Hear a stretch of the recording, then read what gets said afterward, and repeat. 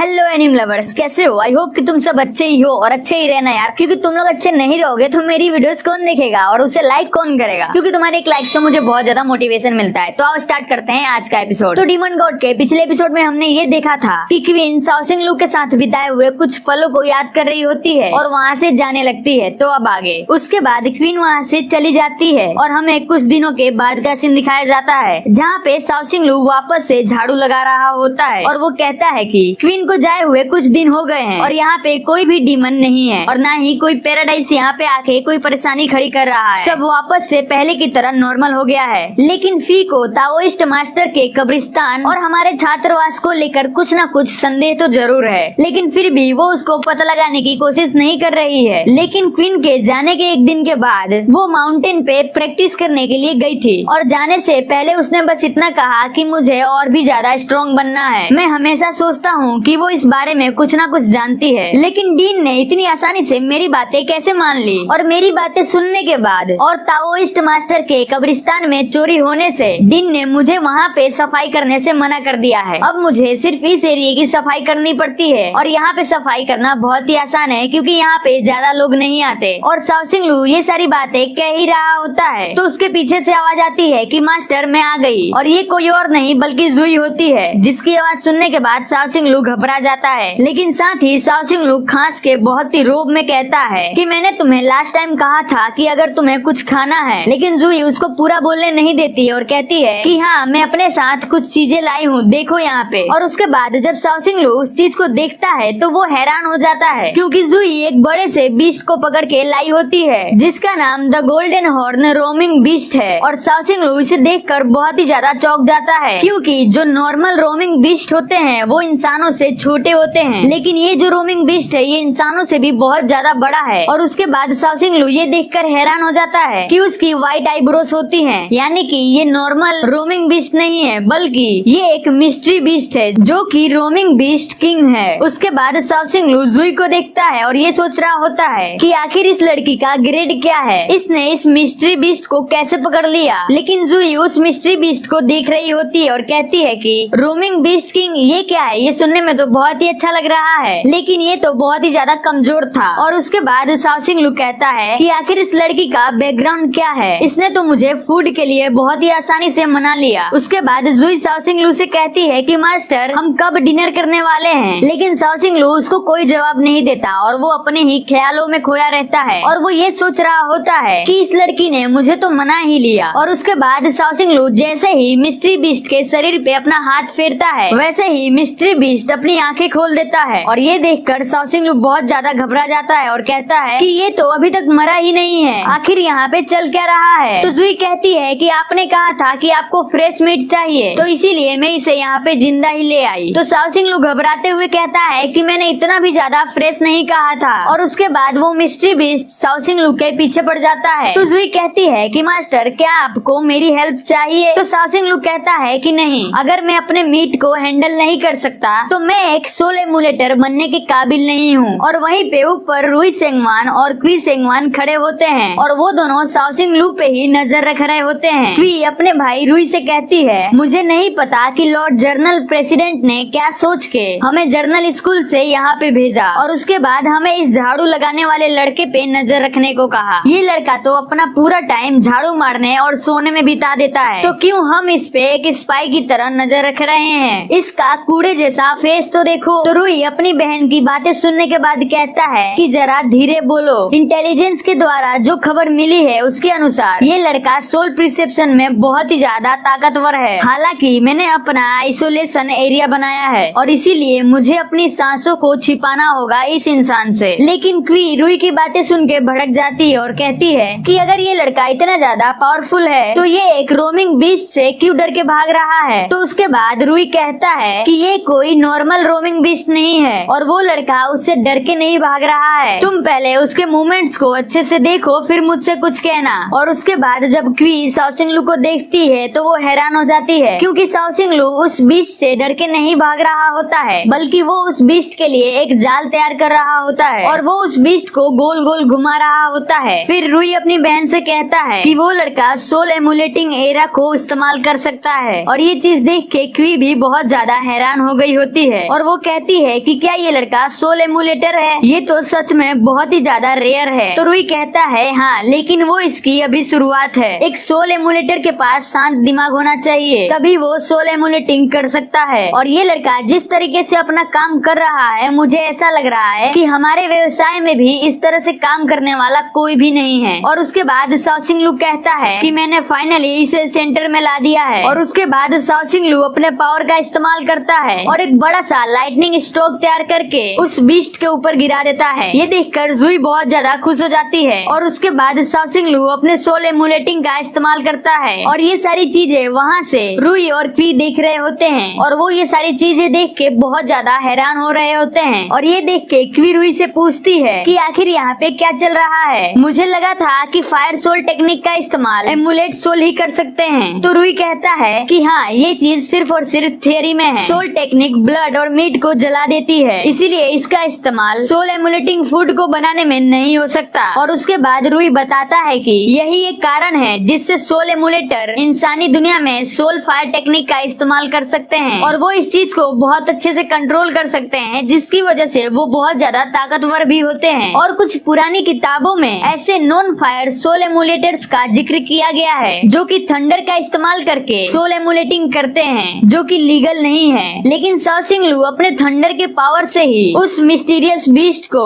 एक soul एमुलेटिंग food में बदल देता है, जिसे देखकर वो सब बहुत ही ज्यादा हैरान हो जाते हैं। और वहाँ पे खड़ा रुई ये सब चीजें देख रहा होता है कि इसकी सोल एमुलेटिंग फूड की जो पावर है वो बहुत ही ज्यादा मिस्टीरियस है। ये सोल एमुलेटिंग के अर्थ स्टेज पे है। और वहीं पे खड़ी क्वी ये सोच रही होती है कि पूरी ही दुनिया में सोल एमुलेटर और यहाँ तक कि मेरी एम्पीरियर फैमिली में भी एक ही सोल एमुलेटर है। और इसी सोल एमुलेटिंग पावर की मदद से हमारी फैमिली को कई सौ सालों से पावर और दौलत मिल रही है। और उसके बाद वो हंसते हुए कहती है कि बस इसका ही टैलेंट मेरे साथ मैच खा सकता है। और क्वी रुई से कहती है कि मैंने जब इसे पहली बार देखा था तभी मैं समझ गई थी कि ये नॉर्मल लड़का नहीं है। मुझे नहीं पता है कि शाओसिंग लू की स्ट्रेंथ कितनी ज्यादा है, लेकिन ये मिस्टीरियस तरीके से सोल एमुलेटिंग करता है। और उसके बाद जुई उस बीस्ट को खाना चालू कर देती है जिसे शाओसिंग लू ने अपने पावर से बनाया होता है। शाओसिंग लू जुई को खाते हुए देख के कहता है कि जुई, मैंने अपने पावर से इसे बनाया है और इसीलिए पहले तुम अपना खाना फिनिश कर लो और उसके बाद तुम उस लटकते हुए चीज पे जाओगी,